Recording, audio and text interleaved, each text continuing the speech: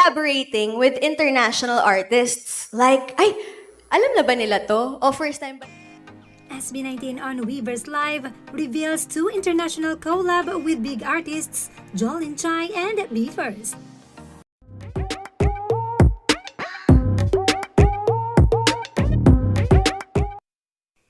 Yes, SB19 will be collaborating with 2 big international artists for Wakas at Simula. You're collaborating with international artists like? Be First. And? Jolene. Tai, Jolene Tai. Okay, so how did these collaborations shape the album? Congratulations, by the way, international collabs. Let's go.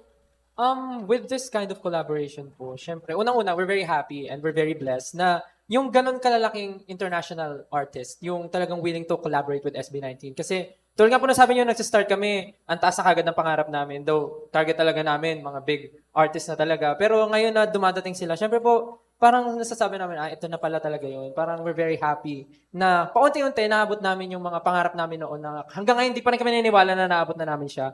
And with the album naman po, I think, it's the perfect timing na somehow, ito yung nagsisemento na nung parang naabot na namin in our lifetime dito sa tinatahak naming as an artist talaga as SB19. Now, if you don't know them, Be First is a popular Japanese boy group and they have already performed Toy Friend for the first time on Dunk Showcase Japan.